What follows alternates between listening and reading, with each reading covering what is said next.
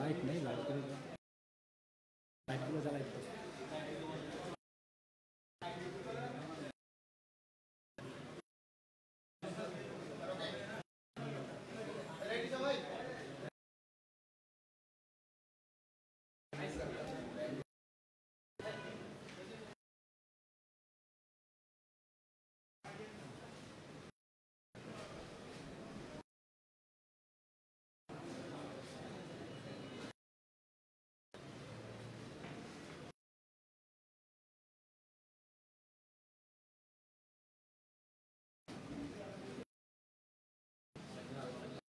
রহমান রাহিম। উপস্থিত আমাদের কক্সবাজারের সকল পর্যায়ের সাংবাদিকবৃন্দ, আমি আছি কক্সবাজার জেলার পৌরসভার ৭ নং ওয়ার্ড পাহাড়তলির চাঞ্চল্যকর যে টমটম চালক মুজিবকে প্রকাশ্যে কুপিয়ে হত্যা করা হয়েছে গতকালকে, এবং সেই প্রেক্ষিতে আমাদের কিছু অভিযান পরিচালনা করা হয়েছে এবং আমরা যে সফলতা পেয়েছি সেইটা ব্রিফ করার আপনাদেরকে ডেকেছি। আপনারা সবাই প্রতিষ্ঠা লগ্ন থেকেই বাংলাদেশের অহংকার এই স্লোগানে র্যাব কাজ করে আসছে। অপরাধ, সন্ত্রাস অথবা চাঁদাবাজিদের বিরুদ্ধে আমাদের প্রেক্ষিতে গতকালকে সন্ধ্যার সময় কক্সবাজারের পাহাড়তলিতে ইয়াসিন আরাফাতের যে টমটমের গ্যারেজ আছে সেখানে একটি হত্যাকাণ্ড সংঘটিত হয়। সেই হত্যাকাণ্ডে মুজিব নামে এক ব্যক্তিকে পূর্ব শত্রুতার জের ধরে মূল হোতা মোস্তফা এবং তার অন্যান্য সহযোগীরা মিলে নির্বিচারে কুপিয়ে হত্যা করে, এবং এই ঘটনার পরপরেই সারা দেশে ব্যাপক চাঞ্চল্যের সৃষ্টি হয় এবং ঘটনাটির ভিডিও সারা দেশে ছড়িয়ে পড়ে। উল্লিখিত বিষয়ের খবর জানার সাথে সাথেই আমাদের কক্সবাজার র্যাব 15 টহল দল ছায়া তদন্ত শুরু করে এবং রাত্রেই এই বিষয়ে অভিযান পরিচালনা করতে গিয়ে ফার্স্টেই আমরা কক্সবাজারের লাইট হাউস পাড়ায় অভিযান পরিচালনা করি এবং সেখানে হত্যাকাণ্ডের সাথে জড়িত অন্যতম সন্দেহভাজন আনোয়ার হোসেনকে আমরা গ্রেপ্তার করতে সক্ষম হই এবং তার বাসা থেকে একটি দেশীয় বন্দুক এবং 7 রাউন্ড তাজা অ্যামুনিশন উদ্ধার করি। এবার আনোয়ার হোসেনকে সাথে নিয়ে এবং তার তথ্য মতে আমরা পুনরায় অভিযান পরিচালনা করি এবং তার তথ্য মতে শ্যামলাপুরে মূল হোতা যে তারই ভাই মোস্তফা, তাকে আমরা আটক করতে সক্ষম হই। আপনারা সবাই জানেন যে ছুরিটা দিয়ে আঘাত করা হয়েছিল, সেই ছুরিটাও আমরা উদ্ধার করতে সক্ষম হই। এটা মোস্তফার কাছেই ছিল এবং মোস্তফার সাথে তার এই ছোটো ভাই সৈয়দ ইমাম হোসেনকেও আমরা আটক করতে সক্ষম হই। এরই প্রেক্ষিতে আপনারা দেখতে পাচ্ছেন ওখানে যে ছুরিটা ব্যবহার করা হয়েছে সেই ছুরিটাও এই ছুরিটা ব্যবহার করা হয়। এই ছুরিটার মাধ্যমে মুজিবকে ছুরিকাঘাত করা হয় এবং মুজিব নিহত হয়। আপনারা জানেন যে এই যে 3 জন অপরাধীকে আমরা আটক করেছি, এরা একটি সন্ত্রাসী চক্র। যদিও তারা সবাই ইজি বাইক চালক, বাট ইজি বাইক চালানোর আড়ালে তারা প্রত্যেকেই অবৈধ অস্ত্র এবং ছিনতাইয়ের সাথে জড়িত। ছিনতাইয়ের বিরুদ্ধে আমরা সাঁড়াশি অভিযান চালাচ্ছি, আপনারা সবাই অবগত আছেন। তারই প্রেক্ষিতে আমরা গতকালকে রাতে আরও কিছু অভিযান পরিচালনা করি। এর মধ্যে একটি হচ্ছে আমরা কুতুবদিয়া পাড়াতে অভিযান পরিচালনা করি। ওখানে শীর্ষ সন্ত্রাসী ছিনতাইকারী করিমকে আমরা আটক করি এবং করিমকে আটকের সময় তার সাথে একটি অস্ত্র, 1 নালা বন্দুক উদ্ধার করতে সক্ষম হই। এরপরেই আরেকটি অভিযান পরিচালনা করি।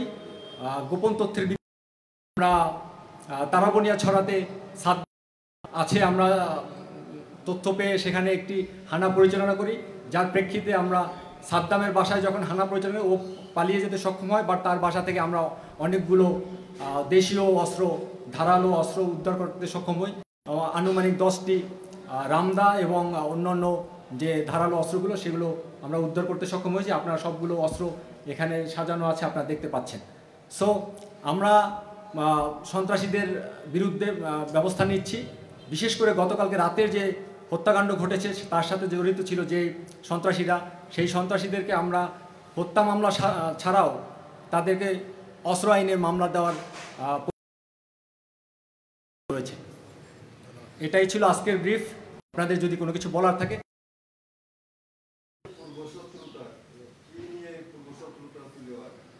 এখানে আমরা যেটা জানতে পেরেছি প্রাথমিকভাবে যে ভিকটিম মুজিব তিনি আনোয়ার সন্ত্রাসী এবং মূল হোতা আনোয়ার বাইক হারিয়ে গিয়েছে। সেই ইজি বাইকটা ভিকটিম মুজিব 5,000 টাকা দিয়ে ছাড়িয়ে নিয়ে আসছে, কিন্তু হত্যাকারী আনোয়ার এবং তার ভাই ওই ইজি বাইকটা আবার ভিকটিম মুজিবকে 5,000 টাকা দিতে অস্বীকার করে। তো ভিকটিম মুজিব যখন এইটা নিয়েই বাক বিতণ্ডটা সৃষ্টি হয় এবং এক পর্যায়ে মারামারি এবং সর্বশেষ ছুরিকাঘাতে মুজিব নিহত হয়। আর কোনো কিছু বলার আছে?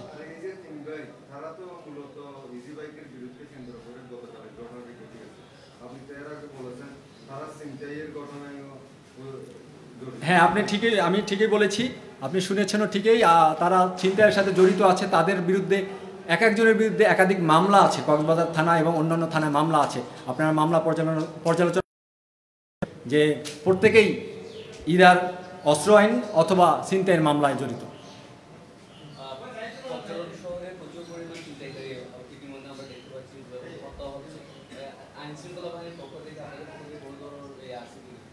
Thank you very much.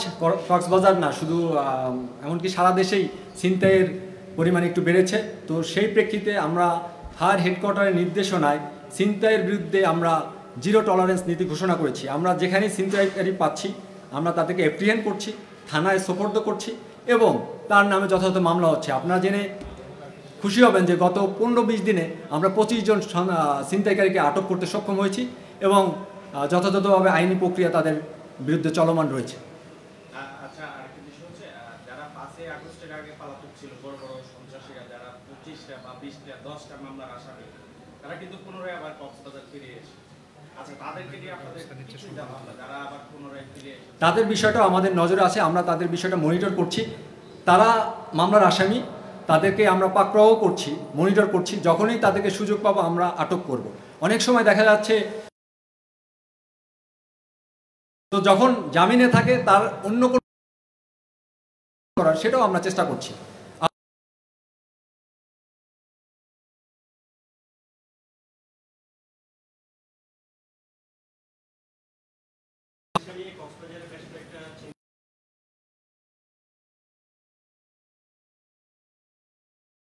বিষয়টা নিয়ে আমরা আরেকটু ইনভেস্টিগেট করছি। অন্য যে ইজি বাইক ছিনতাই আছে তার সাথে কোনো কানেকশন আছে কিনা, তারপরে আমরা হয়তো আপনাদেরকে বলতে পারবো। এটা নিয়ে আরেকটু আমাদের তদন্ত করতে হবে। ওকে, থ্যাংক ইউ ভেরি মাচ, ভালো থাকুন, ধন্যবাদ।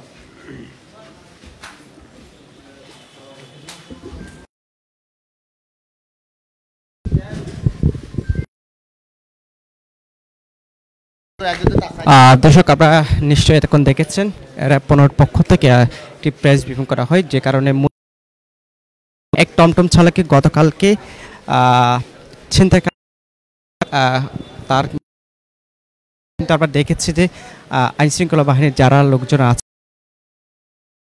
সজাগ হয়েছিল এবং বিশেষ করে র্যাব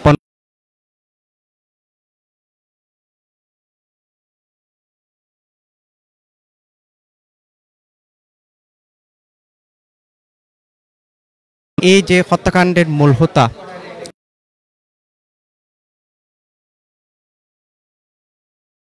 জড়িত ছিল তাদেরকে আটক করতে সক্ষম। আপনাদের বড় রাখি, এই যে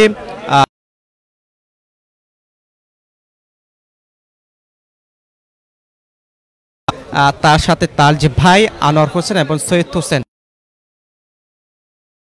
সাথে এই যে সন্ত্রাস আছে সেগুলোর সাথে জড়িত ছিল, এরকম একটা বিষয়ে আমরা জানতে পেরেছি। ইতিমধ্যে র্যাব 15 পক্ষ থেকে আসলে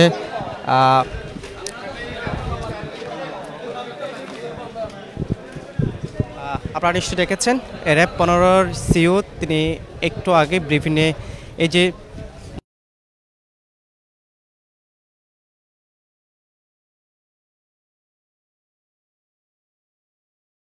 আরেক ভাইকে টেকনাফ থেকে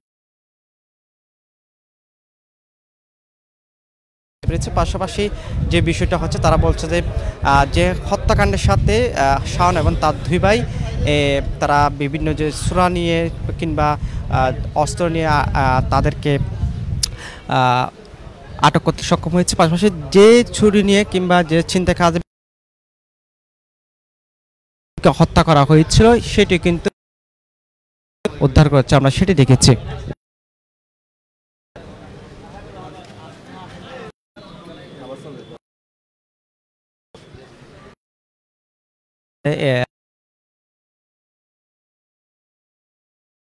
সংগঠিত হওয়ার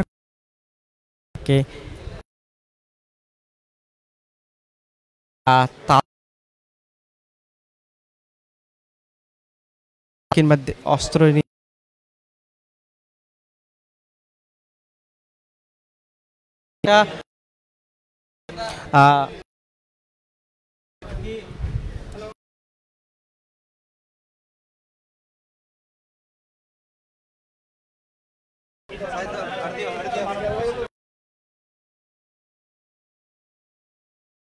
যে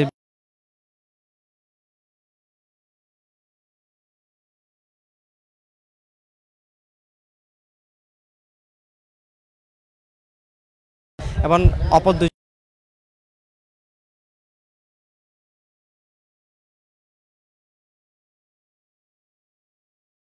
যে শহর আছে সেখান থেকে আটক করা হয়েছে বলে আমরা জানতে পেরেছি। এতক্ষণ আমরা লাইভের মাধ্যমে যুক্ত হয়ে এই বিষয়গুলো আসলে জানার চেষ্টা করছিলাম।